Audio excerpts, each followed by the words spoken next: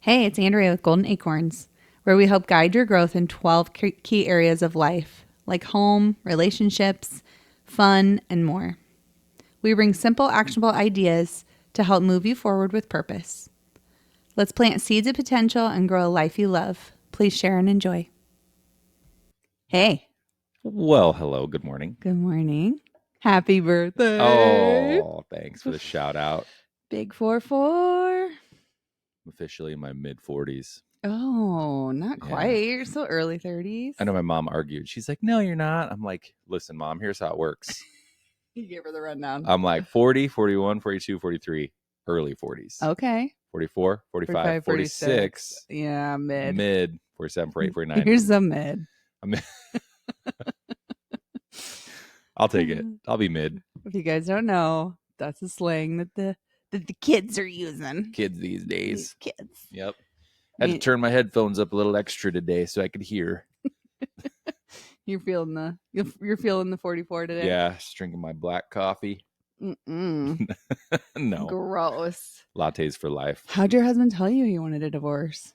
He started drinking black coffee. He didn't put anything in his coffee this morning. I know a few buddies make fun of me. Like, we'll go get coffee somewhere, and I'm always ordering a fancier drink, and they're like, "You and your fancy coffees." I'm like, "It's not a coffee; it's a latte. It's a latte. It's espresso. Get it straight. There's a difference. I don't drink that swill. Coffee. What am I staying at a Motel 6? Yeah. No. Oh my gosh. But for one, we didn't even drink coffee, I don't think, until after we had kids. No, we were on a little kick though when we went to Australia. So we went to Australia our senior year of college. Yeah. For a trip. Yep, that was all on student loans. Awesome. Yeah. Best but they ever. drink tea and coffee with everything over there. Everything. Before, after, during. Right. So we just kind of started joining in on the local drinks, and because there was no pop available, and that's what we were used to. Oh yeah. Was drinking pop every time. Wait, what do you drink besides water here? Coffee or tea? And I hate tea. You're not really a tea drinker either. It's grown on me over the years. Yeah, potpourri water, I call it, because it's exactly what it is. Take your grandma's potpourri, soak it in some water. There's tea. So gross. Tell me how you really feel. And there's nothing you can put in it to make it better. That's because you're Mexican. Your heritage does not drink tea. Oh, that's why. You know what? Yeah, you're coffee people. Good call. That makes more sense now. It does. Genetically ingrained in your English. And I'm English, so I'm supposed to love tea. But I don't have crooked teeth anymore, so that's why I'm I kind of like it. Right. I straightened my teeth, straightened my palate. We don't do any kind of nicotine or cigarettes or drugs, or we really don't drink booze that much either. Not really. And that includes beer. By not really, it's 2 drinks a month, maybe. Yeah, I mean, at a social thing, and event. not even always do we drink at those, but we have a wet bar full of dusty, crusty old bottles that look like they're antiques.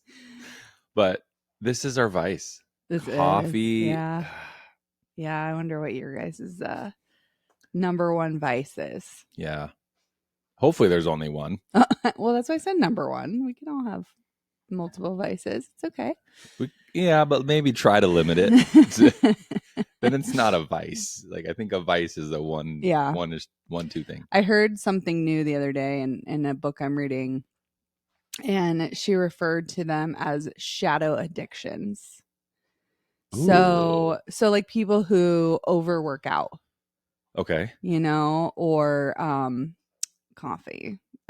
She didn't say coffee, but I was I think that's my shadow addiction. Where you cling to something and have to do it every day or every, just it is a vice, but it's not well established to be bad for you. It seems okay, working out, and it's not just working out every day, it's working out incessantly. Oh, sure. Right. So things like that are she calls them shadow addictions. I was I've never heard that before. That's kind of interesting. So I think coffee is my shadow addiction. I wonder if, or just straight up addiction. Yeah, that's just an addiction, hun. But it's not. It doesn't kill you. It's not bad for you. Antioxidants, right? They say there. Coffee's good for your heart, I think. Yeah, it's antioxidants and mm-hmm. other things. Mm-hmm. Yeah, that's what it is. Yeah. At least that's what I tell myself. I wonder if, you call them shadow addictions. I feel like there's things, I wonder if like some social media stuff starting to get to that level. Ooh, yeah. Where there's people that are super into, and I'm not saying it's wrong. Mm-hmm. Like, so I'm not trying to out people, but there's folks that are like really into celebrity lives and things like that. Mm-hmm. And I wonder if that's kind of obsessed with pop culture. Yeah. Yeah. Because it's not harming anyone. Yeah. I bet that's. Or sports. I don't know how that works. Like there's that's the thing, guys, the equivalent for a lot of guys are like, I know every sports number and where this guy came from and where he was born. Like, not hurting anybody, but it's kind of is it a passion or an addiction? Ooh, that's a good question. Am I just passionate about coffee? I think so. But I couldn't tell you like any stats on it. Any stats on the coffee? This is a Arabican roast. I mean, we know our coffee's from Peru right now because it says it on the package. Yeah, I thought we got it from like Hy-Vee. We get it from Aldi. Yeah, organic Peruvian coffee. Yeah, it's pretty good though. Well, so we speaking of coffee, it's a little trick we have. When we were doing our taxes a couple years ago, I had to shamefully add up how much coffee I had purchased. Why did you add that up? What were you because gonna do with that? You can write off 50% of your meals and entertainment for your business. Yeah. So I was adding them up to be for tax purposes. Oh, and I was like, no, I did not spend that much money on coffee. I was like so embarrassed of myself. Like I could not believe. And a lot of it was like we'd leave the gym. Oh my And then we'd stop and grab a coffee. And like we were kind of getting in the habit of doing that almost every morning for a while. On the flip side, I feel like it made us go to the gym more because I kind of do too. We're like, that's our little treat after the gym. Totally. And so after I added that up, we were like, let's go look at espresso makers. Well, first we bought like a little cheap one from Target. Well, we weren't sure we were going to use one. Yeah. Like we were like, it's a lot of work. Seems like work. Are we really going to do it? Or like brewing coffee, just push the button or you even set it and it's ready for you when you wake up in the morning. Right. Like how great. There's not really espresso machines that do that. Well, maybe. There's a few that are pretty close. I think your mom has one that does it pretty well. Okay. But so we tried one for a year and we did great. And it was like the most manual, pain in the ass espresso maker you could buy. So we proved to ourselves. Mm-hmm. We were like, okay, this $100 one, did pretty well. And so I was like, the really fancy one, I'm like, the thing is, I spend the same amount of money or more in a year on buying coffee out as we would on this machine. So that was how we justified doing it. First, we tested it for a year to see if we would actually use it instead of investing in that, big purchase. Yeah.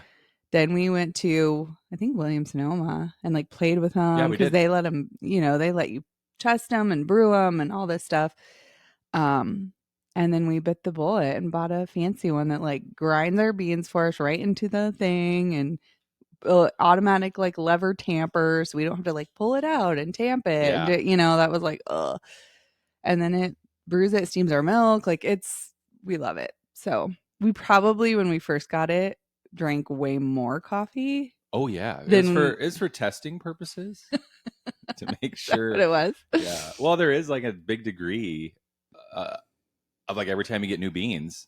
That's true. Kind of calibrate it to your taste and whatnot. We had to learn that because I had no idea like how fine you grind the espresso beans determines like how fast the water flows through it, which obviously, but yeah, I didn't know that changed the bitterness, like taste.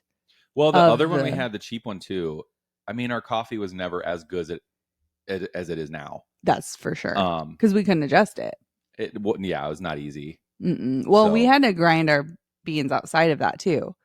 Like we did it ourselves, and we're just like where this guessing. one you can change the grind and make it more fine, whatever. So yeah, we're pretty bougie now. Yeah, we're so fancy. That's what's on our wet bar. The booze is all dusty. The espresso machine is clean and gets used every day. Yeah, multiple times. Yeah, so that's true. Though, that's a fun thing I like to think about is we could have bought a way more expensive one. But we were like, I feel like we're really good about this. Is like, where's the level that we're comfortable with? Like, we don't always have to have the best stuff. No. There are people that like, no matter what, like, oh, I want XYZ thing. I'm going to get the best, regardless of what it costs. We've never been like that. We like, we know the best for us, I guess. Oh yeah. That's a good way to put it. The best for us. Yeah. Which is always kind of middle of the road, upper middle of the road, maybe. Yeah, it is. Because there's just some features, except for our cars. I feel like we're getting to the point where I can't live without my things. Oh, like my heated and cooled seats, my sunroof, I'm in that too. My heated steering wheel, my remote start. It's like I'm not okay giving that up. All these little things, right?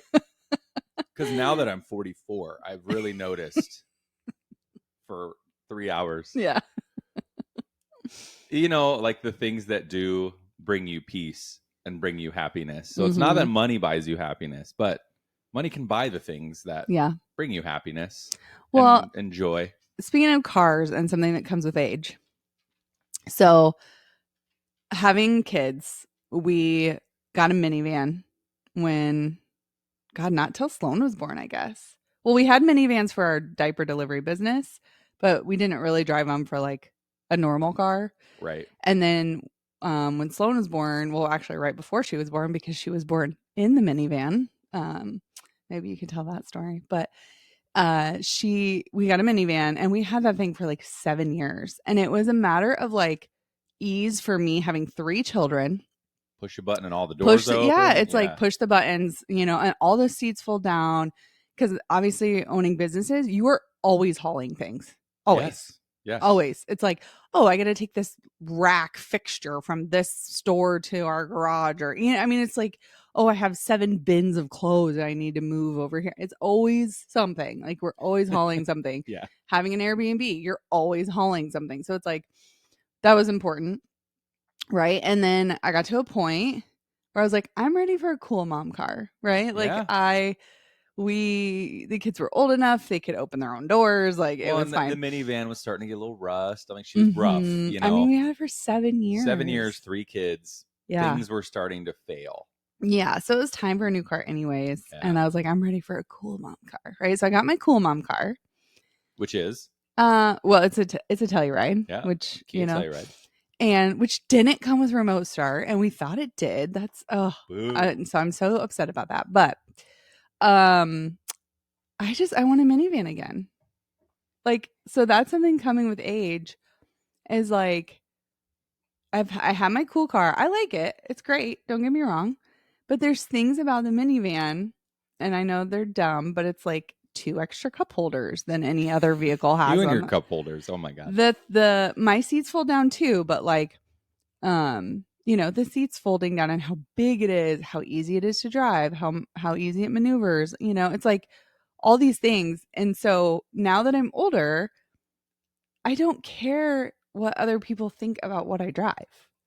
Now it's more for like, I want it for I don't care what you think. Like, this thing is comfortable. It's for me. I can take it on a road trip and I love it. Yes. But I would say up until I was probably 40, I did care what people thought about what I drove, Yeah. So I think that's something that just comes with age. Maybe you guys have felt the same, or maybe you still are like, I would never be caught dead in a minivan. And that's fine. It just means you've never driven one before. So.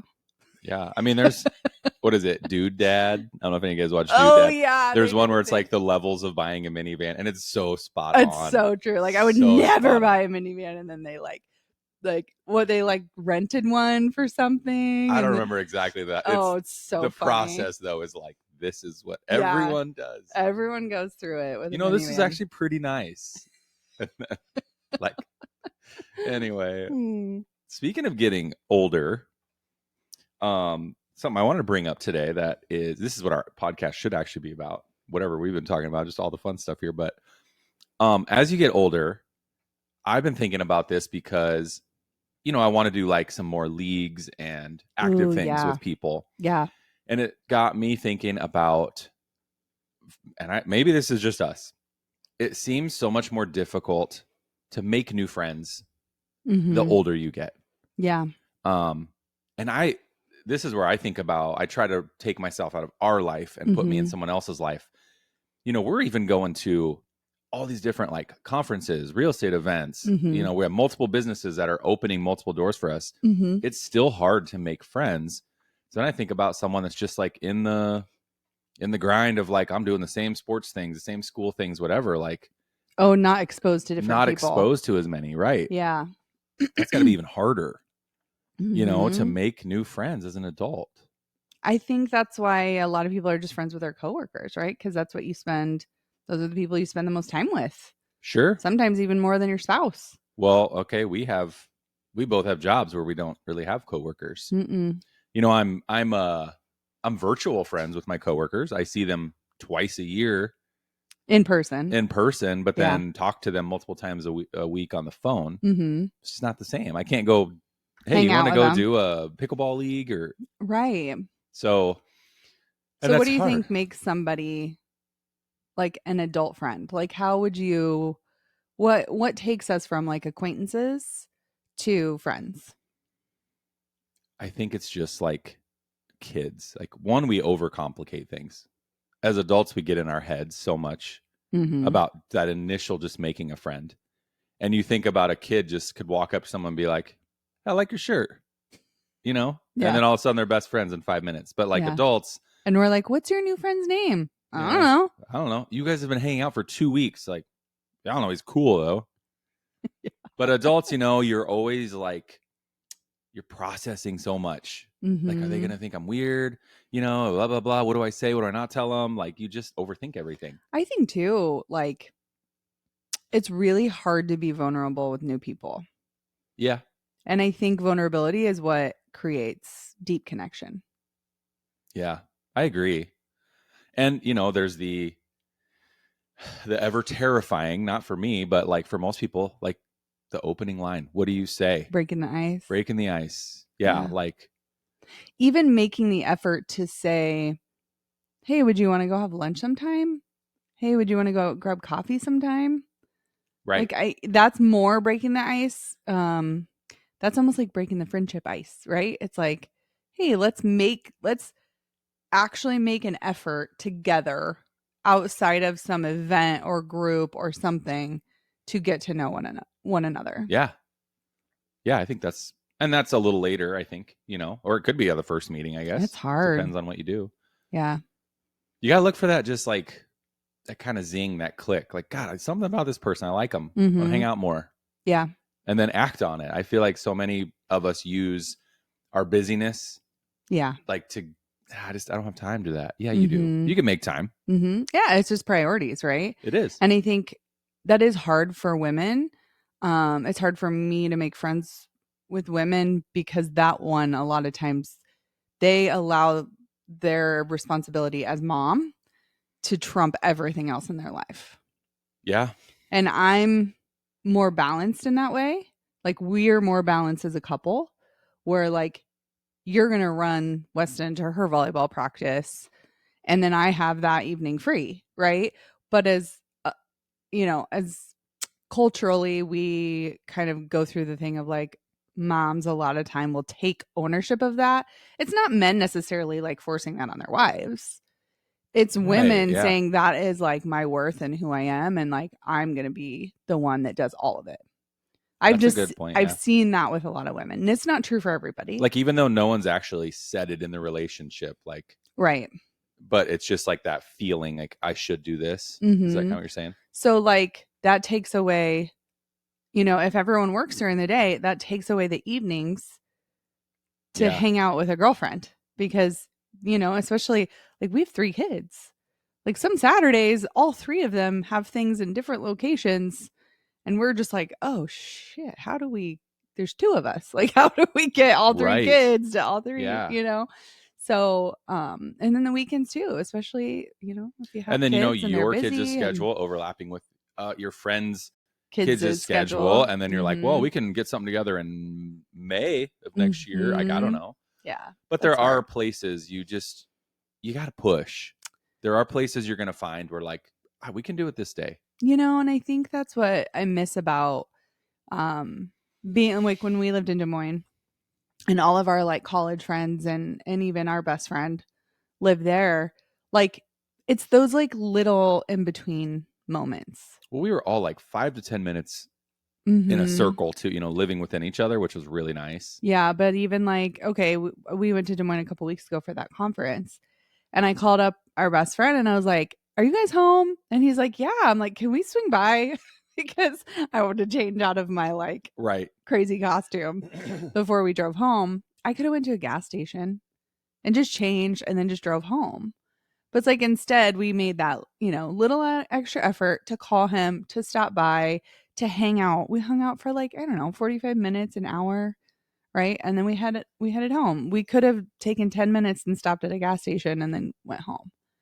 But I think you hit the nail on the head with being an adult and being in this is effort. Like our whole lives, everything is effort.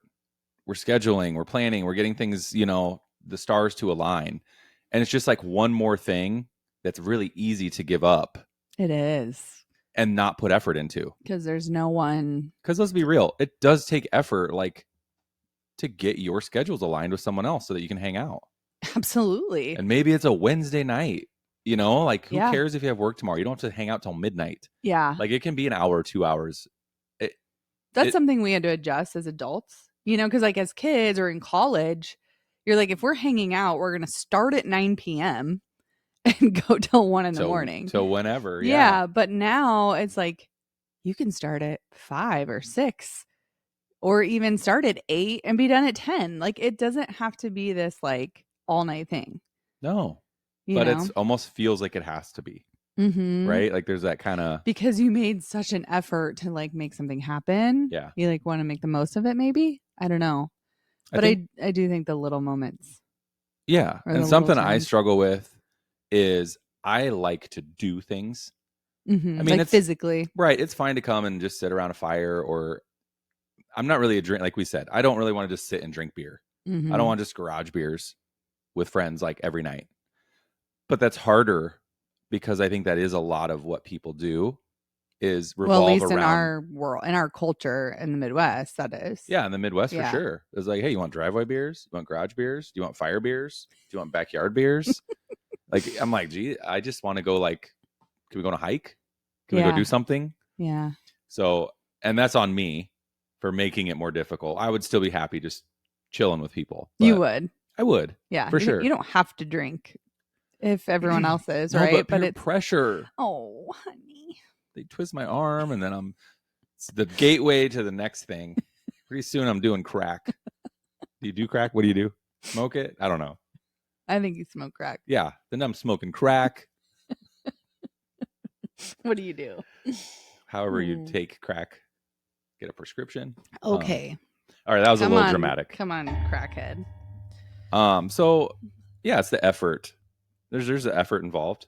You just got to want it more than the effort takes. So what do you think a good first step is? Maybe with obviously we can all start with our existing acquaintances / friends that maybe we want to get to know better. What do you think that effort is? Texting someone and being like, hey, do you want to go have coffee this week sometime? Yeah, I was just going to say taking the reins. Mm-hmm. Because you know what everyone does? I'm so guilty of this. Dude, we got to hang out sometime. I know. God, we got to get together. Yeah. Yeah, we do. Yeah. And then you see them at the next event months and months later. We got to get together sometime. No one's called. No one's texted, Well, and I think what happens as adults, we always assume. So, okay, you guys know, if you've listened to our podcast or if you know us at all, we're pretty, I don't want to say busy, but we have a lot going on, right? So we have multiple businesses, multiple investments. So from an outsider's perspective, how could we ever have time for anybody?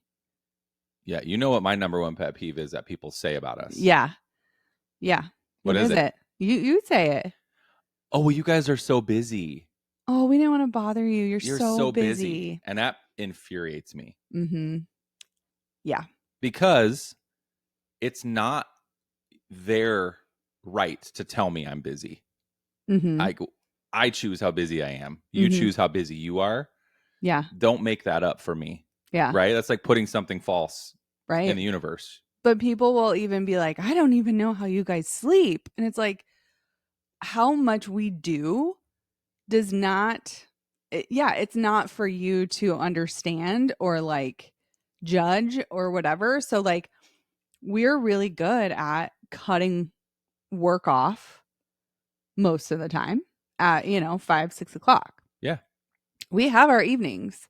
So or as an entrepreneur, you can shift things. Yeah. If someone's like, hey, we want to hang out at 2 o'clock in the afternoon, I'm like, yeah, let's do it. Right. Well, then I take that work and I shift it to 6 to 8. Right. Or, like I can move it. Now I get it. If I have a 9 to 5, you can't just do that. Right. Yeah. But yeah, we can move that, and that's on us. We get to choose that. It always makes me think, what if I said to someone like the opposite? If I asked them to do something, I'm like, well, you have time because you don't do anything. They'd be like, whoa, bro. Like, what the fuck? You don't get to say that to me. No, you got tons of time. You don't do Yeah, nothing. you're not busy. Right. It's kind of the same thing. Like when you tell me I'm busy, it's like, back off. Yeah. Like, Yeah. But yeah, so that people do say that about us, and that's for us to determine and make decisions. Like, well, I would rather hang out with you. I will move things around. Like, Right. That is my choice. And that's the thing. It is a matter of back to prioritizing. Like, yes, we're busy. Yes, we have this going on, that going on, this. But I'm going to tell you if, like, hey, I can't move this, but like, absolutely this date, this time I can get together. Let's do that, So, we have really strong boundaries with our time as far as prioritizing what's important to us, I feel like. And I think other people put that on us to be like, well, if I ask them, they're going to either reject me. And I think that's what it is. I think people are afraid of rejection, of us saying like, well, we're too busy. We can't. People don't know how to take no anymore. Like in general, it's becoming an epidemic where no one likes to hear no, and it's okay. Right.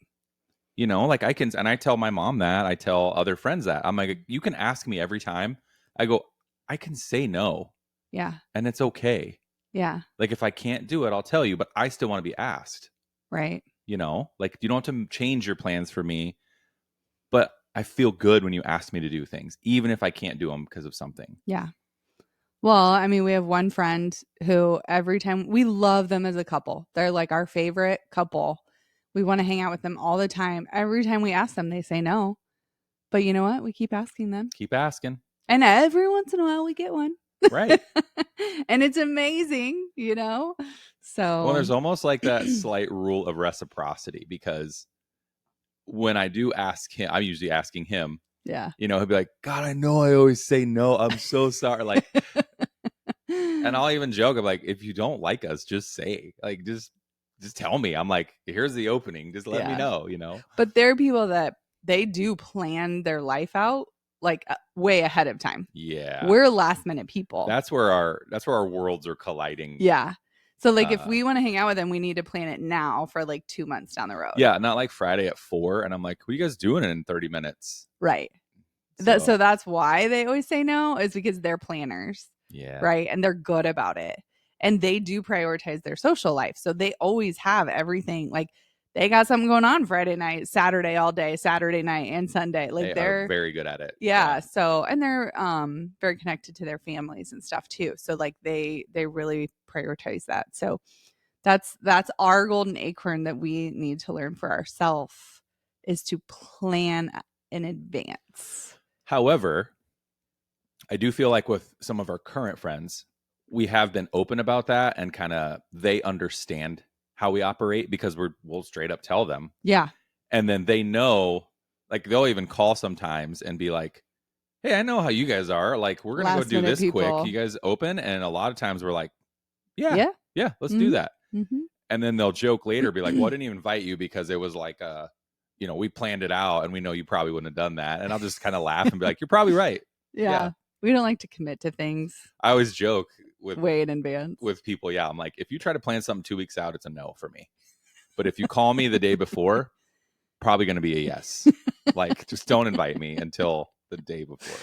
So it sounds true. So backwards. It's kind of true, but not. But also, we can make plans. We're capable of it. Make plans. Yeah.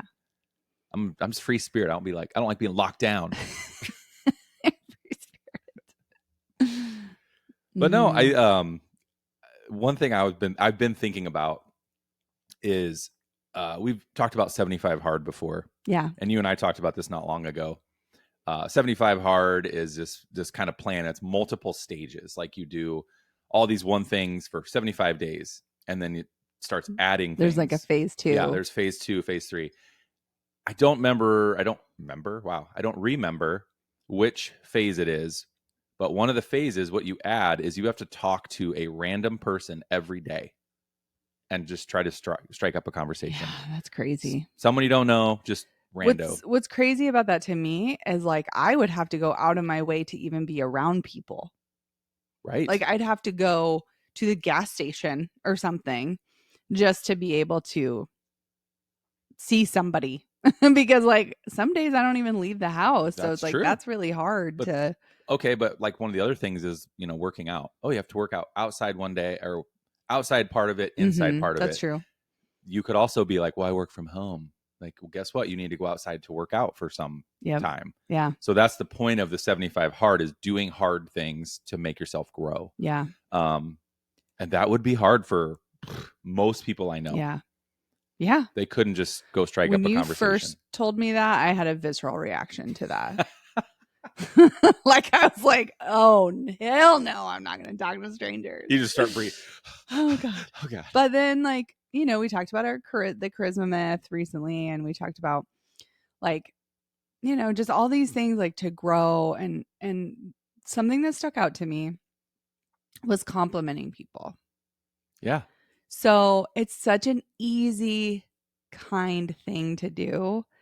And we even talked about this yesterday when you're like, oh my God, what if I don't really like something of someone else's, but I go ahead and compliment it anyways to acknowledge the change? And to me, I think that's still charisma. I think you don't have to, like, be in love with so here's an example.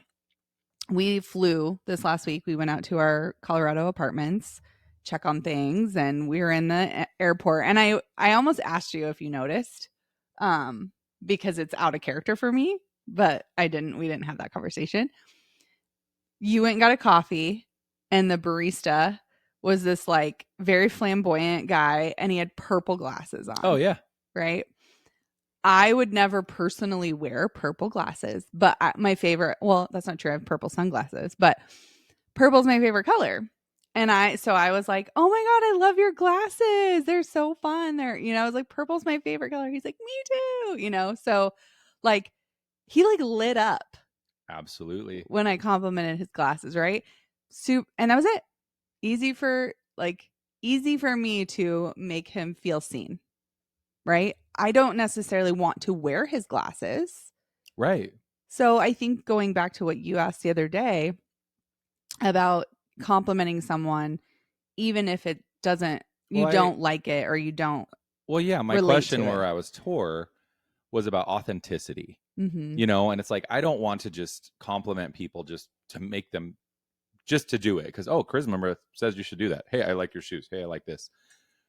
So my question was, like, authentically, if I don't like someone's haircut, but I notice they got a haircut, do I say, hey, I like your haircut? So it's like that little white lie for me to tell them, I notice you have a haircut, instead of just being like, hey, you have a haircut. It just sounds so robotic. It's the same thing. Like, I'm acknowledging it, but it's a different way. And then completely different reaction you're going to get. Yeah. Yeah. Test it out with someone at work and see the reactions you get different. But I think that's what people want, is they just want to be seen. They want you to notice a new outfit, right? something And they authentically, changed. I know how that would make me feel if someone was like, "Hey, I like your haircut." And I'm like, Mm-hmm. "Man, thank you." One, yes, you'd be seen. So that's what I want. Is I want them to feel seen. I want them to feel good. Mm-hmm. You know, whether I like their haircut or not. I don't think It's not that about matters. the haircut, Yeah. right? Like you, it wasn't about like making him feel like he's the most best looking person in the world with his glasses. It's just like, hey, I see you. Yeah. You know? Well, obviously he wanted to stand out, right? Yeah. Like to wear purple glasses, you want to be seen, you want to be noticed, right? And so that was like me acknowledging, like, I see you. Those are cool. You're doing something different, right? And that's what made him like light up. He was like super happy He was. to notice that. So, did you notice that I talked to him? I did. Were you proud of me? Of course I was proud of you.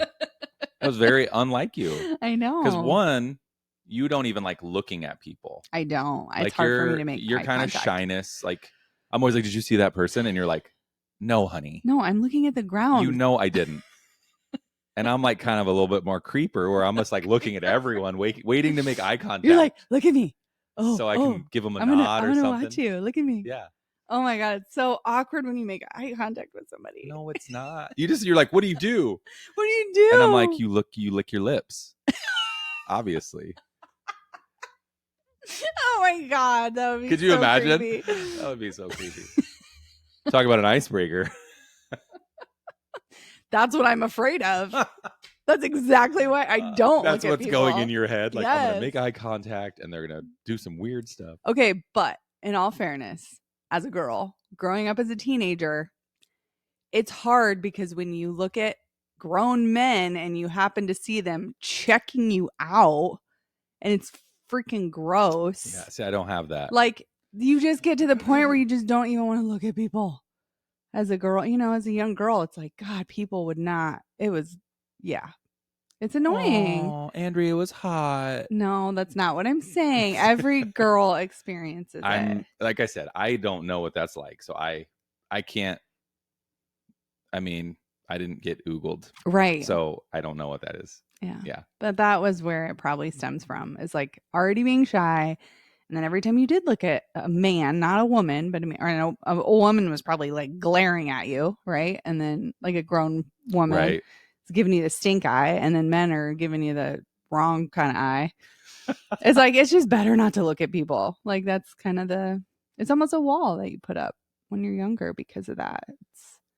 It sucks. It does demand power though. Like I feel like when you are, because a lot of times your head's up, you know, looking at people. You're in a different posture than looking down, or not making eye contact. So that's another. I know we got off altogether, but we got off topic here. You know, like making eye contact with someone, a friend or something, is a great way too. And give them like a little nod, like, "Hey, what's up?" But like going back to the compliment thing, like I do look down a lot, or I'm trying not to make eye contact with people. But if I had like, my purse on me or something, and someone's like, oh my God, I love your bag. Like, I'm going to look up, I'm going to look at you, and you're going to like make my day. Right? Yeah. And then I would even be completely open to like having a conversation at that point. It's just such a little shift. That's true. You never know where that little compliment's going to go. Mm-hmm. What door it's going to open. So you could do the same thing at, your PTA meeting, anywhere. Yeah. Just compliment somebody on something. Yeah. Don't just acknowledge Karen's Which haircut. I know we already talked about that, but on a previous podcast. But yeah, we're talking about friends. But maybe that's the start of deeper friendship. Oh my God, your girlfriend. I love the story you told me about her. I probably won't tell it as well. But how she's just so outgoing and just makes friends Jasmine? everywhere. Yeah. Yeah. And like how the girl was like just crying somewhere or whatever. And she just like went up to her, like random person. She was like, this girl was kind of distraught or something, like in a coffee shop. And you said she was like she looked crying or upset. And Jasmine just went over and just started asking her what was wrong. And like she became like best friends and now like part of their friend group. Oh, yeah. I'm like, what are you talking about? I didn't make that up. You told me this. No, I know. I listen to you forgot. sometimes. I had forgot sometimes, every once in a while. Yeah. Oh, yeah. That's true. So like that. Like how many people would see someone sad and go over to them? Mm-hmm. Very few. People just keep walking. Yeah. So like that's amazing. Yeah. You know, and then like I said, she's part of her friend group now. Yeah. This girl that was sad. Yeah. And she's great. I mean, she's so good at like reaching out and, hey, let's get together. And then we actually schedule it, you know? So is that a lot because of her effort, do you feel like? I feel like she has a superpower in that. Yeah. That's cool. Yeah. That's action. Mm-hmm. I mean, taking action. So that's what I need to be better at. Instead of like, God, we got to golf sometime. Right. Instead of that, be like, what are you doing Thursday? Yeah. Like just like let's set it up. right then. Which, you know, dudes aren't as good at planners as no, it's true. As women. That's scientifically proven, I think, somewhere in a study. Yeah, somewhere at Harvard. Somewhere in a third party Harvard said study. So. Yeah. Yeah. Or just go with the flow. Yeah, but I do envy that in her a little bit, to be like, God, I wish I could just be more. And I can. I just have to make the choice to. It's just so not my nature. Right. So to break through that nature of being extremely shy, being more vulnerable, to know that someone could reject me, you know, and say no, and like being okay with them, like you said, saying no, that has to be okay. And I'm growing in that way. I feel like I've gotten it's funny when I have like when I have something routine that involves social, I get really comfortable. And I get like fast. You know, it's kind of like when you were in school. It's like you went to the same class, you know, whatever. Yeah, so it's familiar. It's familiar, and you can easily then connect with people in that class. So it's kind of the same thing. Like I have this, you know, our business partner Owen set up this coffee and cap rates event that we do every Thursday, and I go, and like the people that come, it changes every week, right? Like it's always different people, but there's maybe like a core set of like a core group, 10 of us that come. But even if there's new people, like I am so much more open and comfortable and confident than I would be if it was my first time attending. Yeah. You know, so they're like your buffer. Yeah, I just need a little bit of like familiarity to get comfortable. And then once I'm comfortable, like I'm great. You know, I like it's that initial for me as an adult. So like that's everybody's. That's hard. That initial new, you know, like it's hard. Yeah. It's very hard.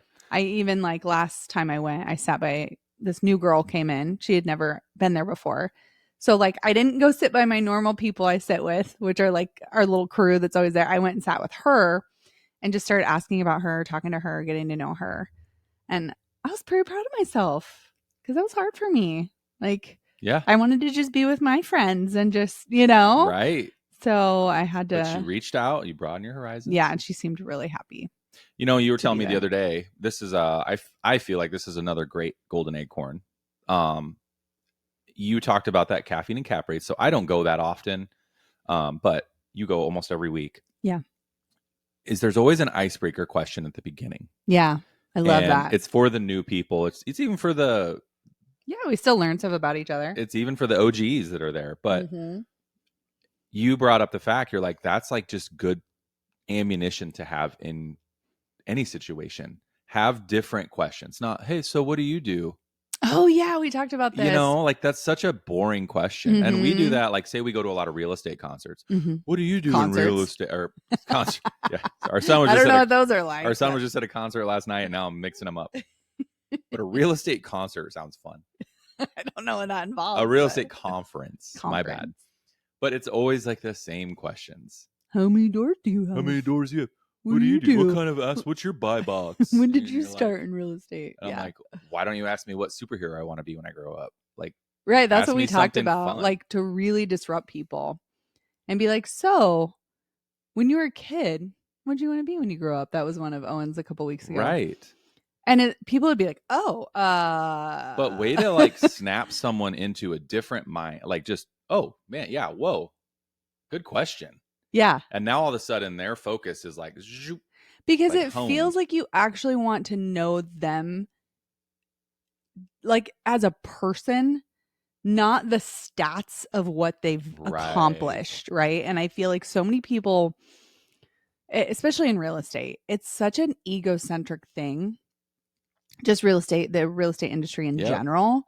It's like, I want to know if you're worth my time. And I bet a lot of industries are probably the same way. Yeah. So they're like, how many doors you have? Like, I want to know if you're going to teach me something. Right? Yeah. And if I'm going to spend my time talking to you.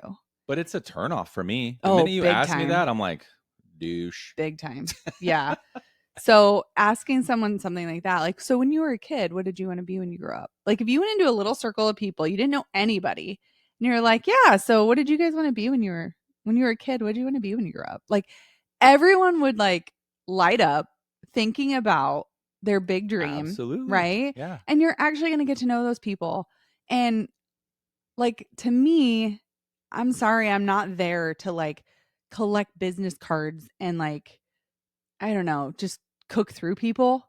Like, we have a girlfriend that does that. We're there for relationships. But we are there to build relationships, and you never know what could come out of that. 100%. Whether they're below you or above you. You know, like when I first started going, I was going to be below everybody, right? And a lot of newbies go and they're below everybody. But then, you know, you're not learning from people, right? It is just about connecting and networking. And it's like, you know, Owen will meet people and they'll be like, oh, you do that? Well, I know a guy who does this and he might be able to help you, right? So it's about connecting people. So someone who's a brand new rookie knows absolutely nothing. Mm-hmm. They might know somebody that's in this industry, like maybe a mortgage broker or something, right? That's what happened for us with Branson. Was Owen found a connection to a broker that ended up getting us lending. Yeah. He didn't even meet the broker. He met somebody else who knew this broker who got a loan for this project, right? 103 loans before we found this guy to tell us about this broker who got us this bank to come to us. Amazing. Right? And I don't even know if he knows the guy's name who introduced him to that broker. Right. Right. So knowing Owen, he probably does. But like, yeah, you know, he totally does. But that's the point, is like, that guy could have had absolutely nothing to offer in way of like advice or learn from what I've done. Yeah. Here, I have money I can invest. Like, it's not about that. It's not about that. And like, you just never know. And I think that's what people do wrong at conferences and networking events, is like, I want to know who you are, what you do, because I want to like use you. Yes. Yeah. That's what it feels like. It does. And I don't want people to use me. I want to like actually build friendships and connections with people, you know, and then help one another. Like, anytime I have a connection, I'm like, who can I give this to? Yeah. That's my first thought, is like, who can I tell that this person does this and it'll help their business? Well, there's like this old sales adage that's called make a friend, help a friend, right? Like, and that's essentially what you're doing when you meet someone. I mean, you're in sales, you're selling yourself. Like, you're selling how cool you are. How cool you and why people should be your friend. Yeah, not why, you know, people should invest with you or why people, but like, I love that. I mean, that's what I always try to think about when we go somewhere. It's like, I want to make a friend first. Yeah. And then if we make a friend, then we can worry about like, hey, how can we help each other? Right. You know, but first you got to But if you don't even like them, why, you know? Yeah, then why am I going to first be trying to be like, hey, you want to do business together? Right. If they have different values and ethics than you're not going to want to. But you can't find that out until you know the person. Yeah. Yeah. Just because they have 4,000 doors doesn't mean it's anybody you would want to be in a line with. Who cares? Yeah. So it's just not your point. Golden Acorn is to not get to know someone by their stats, but to get to know somebody authentically. Right. Yeah. And a girlfriend of ours in our real estate thing here, she's very good at, what would you call it? She's good about asking those different questions and becoming Megan. Oh yeah. And like Megan. Becoming friends, even with like the keynote speakers and you know, the well-known people at somewhere. So, you know, say you go somewhere and there's the main speaker and it's this author or this badass person and everyone goes and fanboys or fangirls and is like weird. Yeah. You know, oh, I hear you changed my life. Your book was amazing. And on page 7, when you said this, and they're just like, great. Yeah. Can I sign and move on? You know, one of her things is like, I loved, she did a little, what do you call it? She was at one of our speaking events. She presented a couple months ago. And like one of her number one things was like, don't be weird. Don't be a weirdo. Don't be a weirdo. Don't be the crazy person that comes up. Yeah. So, and she's really good at that. Like just throwing people off. Like, oh, you're like a real person, you know, like you're not going to be like everyone else. Yeah. But yeah, she went up to one guy and it's just like, so what are you all about? You know, and he's like the main guy. Yeah. And everyone else is fanboying and whatever. And she's just like, what are you all about? And he kind of was like, huh, you know, like, and they started this conversation. Yeah. Are you somebody important? Like, what's your deal? Yeah. I love that though. But anyway, we got off the track of like asking cool questions as openers or icebreakers. I think you could think of an easy 3 to 4. Sorry. And just kind of have them in your back pocket for anything. Because you can reuse them. If you had any superpower, what would it be? That's a fun one. That is a fun one. Yeah. And like you said, I love the kid one. Yeah. Like, so when you were a kid, what did you want to be when you grew up? Yeah. Ooh, another one that we did at our networking event was what's like your secret like power, or what's your secret like special ability that like no one really knows you have? Oh yeah, that's fun. You know, that was really fun. It was really fun to get to know some people, like this couple that comes. They're ballroom dancers. You know, it's just like fun things like that. We're like, what? We don't never know that. I was like, no way. Yeah. So that is fun. And not talk about learning something unique about someone. Yeah, absolutely. That's really cool. That was really fun. So yeah, I think that's a great piece of like a great hack. Yeah. I love it. I want to do it. We should go somewhere right now where as strangers and let's go make friends. Well, we're going conveniently enough, you will have that opportunity Thursday, Friday, Saturday, Sunday. So we are going to go to Dealmaker Live. I'm in this group called Protege, and it's for business acquisitions. So it's Carl Allen, and he has a group about buying small businesses between, you know, like a $1 to $5 million. He wants you to focus on $1 to $5 million in EBITDA. Now with our process, we're probably with what we're buying right now, you and I, which is car washes and hotels, they don't tend to be that high, the EBITDAs, but we're rolling them in, right? That's what we want to do to build a portfolio that's, you know, multiple million. The principles will still work the same though. Right. So I joined the group to really just get some great, you know, advice and feedback on more on the like how to determine what multiple to buy it at and presenting the offers. And like a huge tip that I got already was like present 2 offers at the same time, because if you present one, it's a yes or no. If you present 2, it's either or. Yeah, most times people won't say yes or no. Yeah, people are like, oh, well, I have to do this or this. Like instead of like, here's this, do I want it or not? You know? Yeah. And so I just feel like that's so clever. Which is so dumb because we say that about our kids. We learned that about our kids forever ago. I know. It's like, don't ask them yes or no. Yeah. Give them the choice of 2. I'm curious, how could you do that in your job? I just present, like you said, I present with 2 different offers, 2 different machines or 2 different paths. Is that the one you're talking about? Yeah. For selling stuff? Yeah. Yeah. I would do that. And I don't do that. You don't? Because you're like, here's your quote, yes or no. I'm just because I said because, I'm not trying to like justify it. But because a lot of times what we end up doing is working down to like one. Okay, it's like buying a car. It's kind of like that with a customer, right? Like you're not working to 2 cars and be like, well, do you want this one or this one? You're like working down to here's all the options I want. Yeah. and you're trying to get down to that one thing. So that's what's hard about the two options. But I think when it comes to price, because that's always what it comes down to. Yeah. When they don't want to buy, yeah, it's because it's too expensive. Yeah. So then I could be like, okay, well, do you want to leave off X or Y? And then like to save them money. Right. So then once they choose it, it's not like, do you not want to buy it? No, I'm not giving them that option. All I'm saying is, which one do you want to leave off? Which feature do you want to lose? Yeah, I'm saving you money. Yep. So which one are you going to take off, and we'll buy that. Yeah.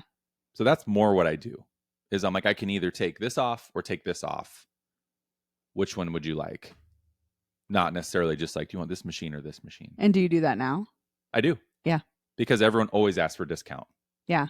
And I'll say, unfortunately, I don't discount because I don't. Like, well, you really kind of can't. It's not. You've got to be. There's not a lot of margin in that. There's not. No. So that's usually how I save them money. Yeah. Is just we're removing stuff. I mean, you're saving them money. Yeah, but it's their choice. Right. I'm not telling them what to take off. That's on them. Yeah. But no, I guess now you say that is how I do it. It's not per machine because they usually want a specific brand. It's usually very specific. It's like you wouldn't offer them another brand. No. But as I'm going to look for a minivan, I know I want, my sunroof, my heated seats, my remote start, blah, blah, blah. And then, but I feel like a good car salesman would be like, okay, I have this one that's this year with this miles, this price, or I have this one. And they both have all the things I want. They're the exact same minivan, right? But one has different miles, might be a different year, and they're different prices. Which one do you want? Like if they were like, I have two, which one do you like better?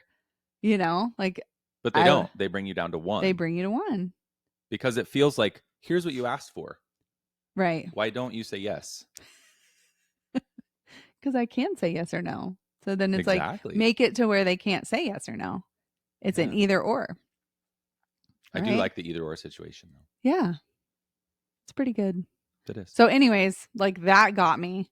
Like that one little thing was like, oh, well, and then I also didn't know, I don't want to get into it, but I also didn't know like this little financing trick. And I was like, oh my God, that's so smart. So, cause there's one car wash that we want to buy that is $4 million.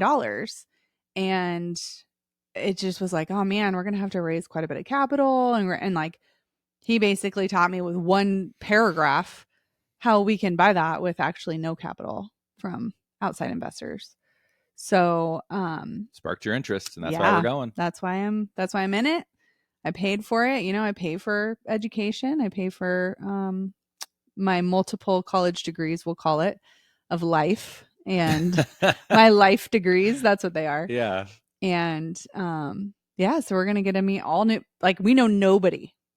No. I've met one person I've had a call with, or two people.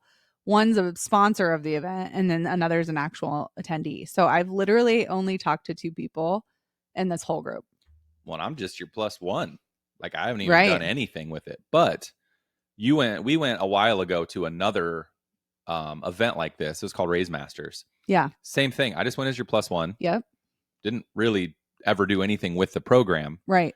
But we met a group of people throughout this. Yeah. Like 8 people became like our amazing friends. Yeah. And that was just me. I didn't know jack shit about anything there, but I just went to meet people. Yeah. And make connections. And it's funny how one of the guys that became part of our friend group, he was there as another, like one of the guy who ran it. It was his executive coach. And he came in his place just to meet people for him, like because he was having a baby. So he came for him. And like he became part of our group, and he wasn't even in the mastermind, Yeah, he wasn't there for anything to do with. And this was 3 years ago. And we are still friends with every single person. Yes. We went on a vacation together a year after we met them. Like one of the couples is in our koala wash deal with us as an investor. Yep. Right. So we believe in each other. We invest with each other. We, like we are all friends, and actually like hang out and like kept gravitating towards each other during that event. And like, for some reason we were just like drawn to one another. And like, but if you remember, we became friends when we were hanging out. We went to dinner, we got drinks. Most of us had no idea what any of us even did. Nope. Wasn't important. And we're at this raising money real estate conference. Yep. Never even came up between any of us. No, not really. I mean, we told him like how we had, done our hotel conversions. Like, but other than that, we were more talking about personal stuff. Yeah. We were making deep connections. Like learning about Preston and him, like his Olympic shooting. I know, that's crazy. Right? Like that had nothing to do with raising capital. But it was like, that's so fun to learn about people. JD and all of his like wisdom on psychology. Yeah. Like he is just so good at, this is our friend who's a coach, and he's just, God, he just like instantly knows everything about you and to your soul. And you're like, I don't know. Do I want to be friends with you? No, yeah. I mean, it was like you had to be vulnerable with him without even knowing it, because he just pulled it right out of you, Yeah. Because he already knew you. It's like you say 4 sentences and he knows everything about you. It's wild. It was wild. But I love that though, like that group of people came out of something so unexpected. Yeah. So we're hoping to find that this weekend. Yeah. When we go to Atlanta. And then from Atlanta, we are going to go to Punta Cana, Dominican Republic. We're going to do our couples retreat. We're going to go to our couples retreat that we've talked to you guys about. So it's going to be a doozy. Is it? I think so. Pretty rough patch. Not relationship wise, more growth and goals wise. It's gonna be heavy. Yeah, we talked about how we need to really focus on our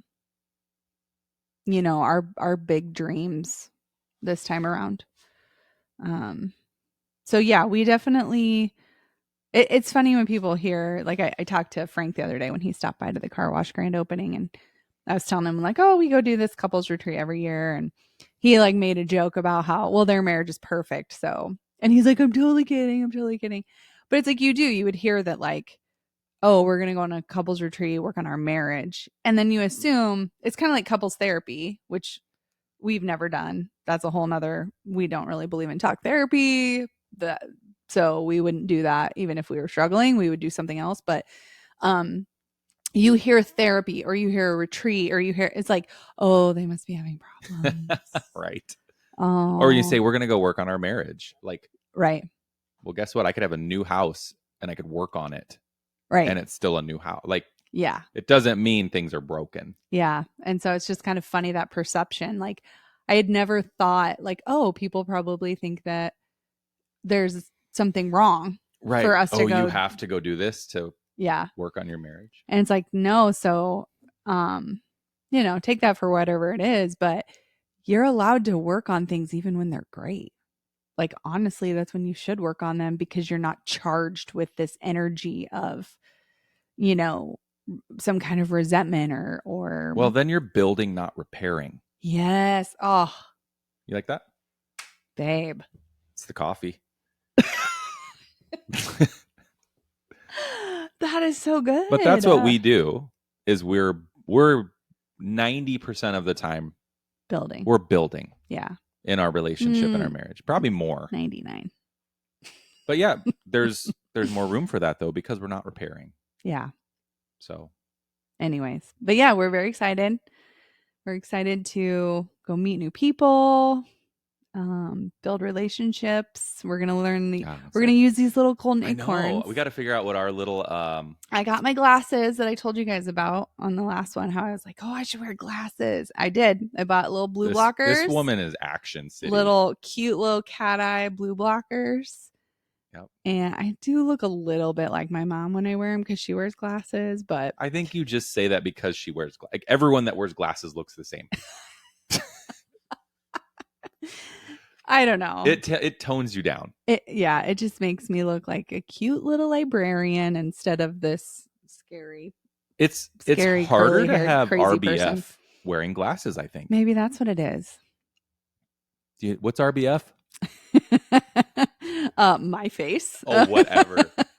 For those of you who don't know the acronym, cover your ears, kids. It's resting bitch face. Yeah, I definitely You just have an intense face. Right, especially when I'm thinking. But yeah, if you're like listening intently or thinking, your face is intense. When I was in high school, our senior year, they gave us this like jank ass little closet, I'll call it, that they used to use as like a teacher's lounge, and then like gave it to us as like senior lounge. Oh God. Yeah. So we had this little senior lounge.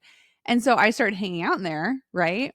And it was kind of like our coffee and cap racing. It was like the kind of the same little core group of people would come in around the same time, and we just shoot the shit and whatever. And a couple of people were like, "You are not what I thought you were." And I'm like, "What do you mean?" And they're like, "I just always thought you were such a bitch." I'm like, "Oh my God." I'm like, because of your face. Yeah, I mean, but it's because I'm like, I just always look, I'm very serious. Yeah. You know, I'm not, but in there I could just be like chill and more playful. Like I wasn't like studying or, you know, trying to be the teacher's pet or like I was just hanging out. So that's when I learned that I had a pretty intense RBF. Well, the glasses are going to tone that down. And I don't think you do anymore. Your life is filled with happiness because you're married with me. That's married true. with me. You're married to me. Both. With and to. But I'm excited. I want to see how the glasses work. Yeah. I just want to watch you work the room. Yeah. You know, in Big Daddy, where he wears the sunglasses and it makes him invisible. Like that's is that what you're gonna think? Yes, like I'll wear my glasses and it'll make me like confident, like because people can't see me. I'll have to make sure I don't introduce you as Frankenstein. Yeah. But seriously, like whatever. It's like a little trick. Trick myself into being more friendly. So well, we'll have to let everybody know how it goes. Yeah. That'll be our next episode. Which one? The retreat? Or we'll have to do two separate ones. I know. 2 separate ones. We'll talk about the event, give you guys some feedback. Because I'm sure it's helpful to know if these things are worth it, right? You hear people doing things and you're like, is that really worth it? Well, and one thing like we talk about, just for the listeners to know, like we try to live what we're doing, practicing what we preach. We try. I mean, we have room to grow. No, are we nailing all of them? No, we're not. But we try it and we actively talk about it. We're like, hey, remember that podcast where we talked about this? Like we need to be doing that, or we need to really focus back on that. Yeah. So it's either we've done it or we are doing it. Or we're going to try. Over and over and over again. And we want people to follow along with us and jump in. Yeah. Absolutely. Fun. Well, can't wait to go. Can't wait to throw myself out there and meet 100 new people. And you really can't wait? No, I'm terrified. But this is an opportunity to grow. And what's your golden acorn today? Well, I don't know. You're the golden acorn puller don't outer. Don't put that on me. I mean, we said a couple different things. Was it? I think being proactive and planning, like talking to your friends, current friends and acquaintances, and being the one to reach out and proactively set lunches or coffees lunches, dinners, double dates, whatever. Taking the action to try and make friends with people as adults, because everybody wants it, right? Like none of us don't want friends. But like I said, it's that effort. If people don't want to put the effort in, so I'm putting it in everywhere. So yeah, so that's what I would say it is. What do you think? I agree with you, but just to be different. Oh, we're gonna have multiple golden acorns. Well, today. Personally, that would be my golden acorn, because I need to plant that sucker and have it grow, because I am not a planner. Yeah. So I'll just, you know what? That's mine. That's yours. That's mine. Okay. You're not gonna add? Nope. Okay. No, I in my head I thought I was going to, but that is a much more important one that I need to work on. That we need to plant. And that's what I like. That's what I look for my golden acorn. Something to plant and grow. Little seed that we need to take off the desk. Yeah. And put it in the ground. Okay. Yeah. Okay. Let's do it. Well, okay. So let's hold ourselves accountable. And by next month, we each need to have planned, like we'll call it a friend date with somebody. Okay. Okay. I'll do it today. Now it's a competition? You will. It's a competition. You will not do it today. What? Hang out with someone? No, like set a plan. I know you. Oh, I got time. Okay. We're gonna hold each other accountable, and then we'll let you guys know once we do it. What happened? This feels unfair. Okay. But Thanks, Until guys. next time. Bye. Bye. Thank you for joining Golden Acorns. Remember that small steps you take today can lead to big growth tomorrow. Keep planting those seeds of potential. Watch your life flourish in ways that truly matter. If you found this episode helpful, share it with someone that could use a little inspiration. Don't forget to subscribe so you never miss a chance to grow with us.